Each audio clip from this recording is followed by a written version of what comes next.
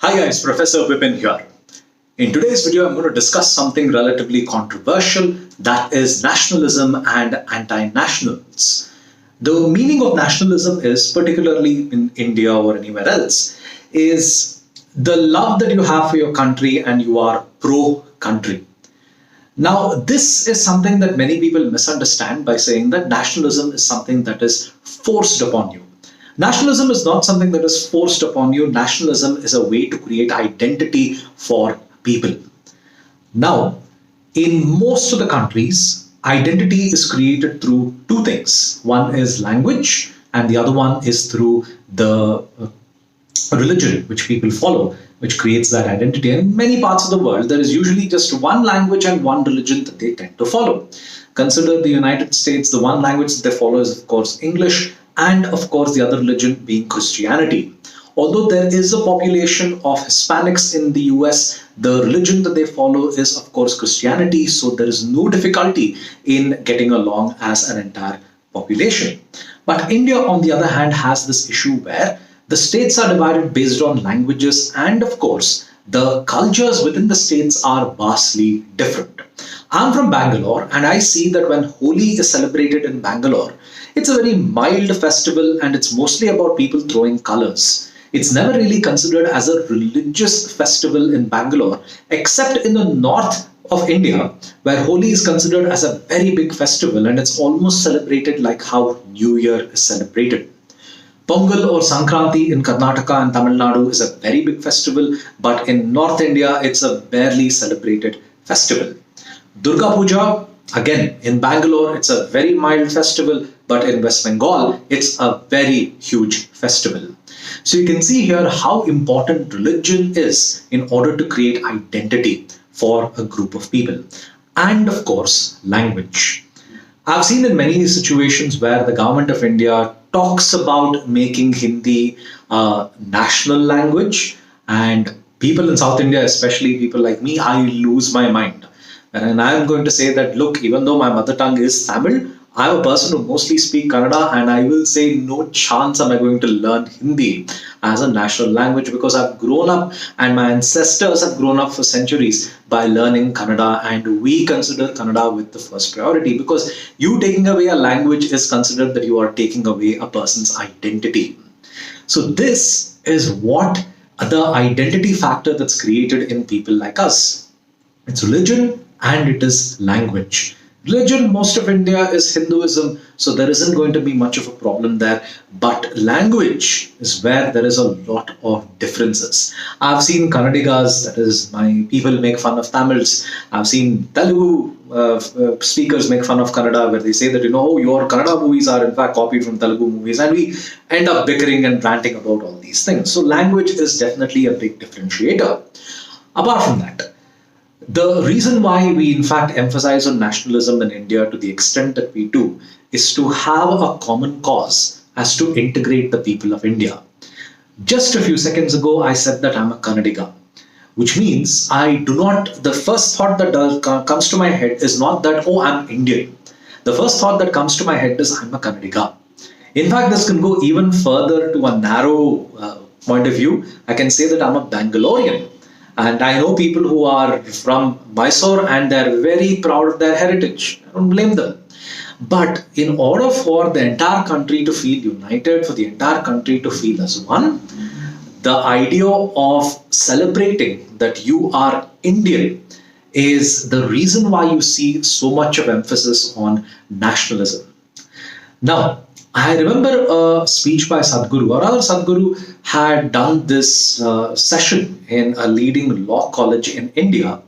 And there was this not very bright individual on stage who said that enforcing nationalism is the same reason why Nazi Germany was created. Now, India is not going to end up like Nazi Germany. Nazi Germany was created for the purpose of wiping out an entire race. We are emphasizing that you say that you are Indian, you talk about, say, proud to be an Indian, or celebrating the national anthem, celebrating the national flag, celebrating holidays like the Independence Day, Gandhi Jayanti, or even Republic Day as a way to mark your identity as an Indian. So a lot like the practices that we have at home. By you not celebrating certain festivals, your parents will assume that you are withdrawing from your customs or generations worth of heritage. So in India, the reason why we tell you to celebrate festivals like Independence Day or Republic Day, or accept and acknowledge that these wonderful festivals exist, is so that you strengthen the idea of nationalism and strengthen the idea of you being Indian. It's not forcing you to let go of anything. It's a way for all of us to feel one. And we don't distinguish ourselves as, oh, he's a Bengali, he's a Kannadiga, and he's a Tamilian. We are able to bring together this entire country and make it as Indian, because that is what is able to create better strength. This is the purpose of nationalism. Now, the other thing that is creating problems in this country would be the urban naxals. Now, I will do a separate video on the urban naxals, but I firstly want to talk about the people who talk about breaking India and why they are a disease to this country. It's not cool to talk about you want to break India. It's not cool to talk about creating issues of national security. If you're going to talk about breaking India, if you're going to talk about, oh, I want to create trouble in this country, why are you surprised that the police are filing an FIR, or why are you surprised that the authorities take this very seriously? By talking about breaking India, you are spreading hate. And spreading hate is one of the fastest ways, in fact, you can do in order to create trouble in this country. This is a country, or I know many others, where people do not verify fact.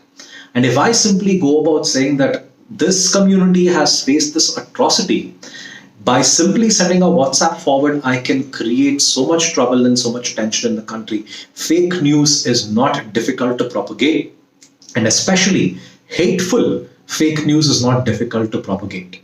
So when people talk about being an anti-national, it means that they are saying things which is negative about this country and factually incorrect about this country. The people in the university, JNU, went on to say that the trial for the person who attacked the Indian Parliament, Afzal Guru, was in fact wrongly done. And they went on to celebrate the death of Afzal Guru as a martyr. That is, he is a person who died for a cause for this country. Now, if you're a person, in fact, who's going to celebrate the death of a terrorist, you will be considered as a hostile entity for this country. And do not be surprised if authorities go about attacking you for making such hostile claims. Now, don't give me that bullshit that, oh, there is freedom of speech, I can say what I want to. Yes, you can. You can say what you want to, but there are limitations on what you can say, because you will create trouble related to law and order by those words. If I go about making a claim that I'm going to attack a certain individual who's in high power, and I put this on social media, there will be the police knocking on my door and looking to arrest me because I am creating a threat for this country. I can't argue and say that's freedom of expression, freedom of speech.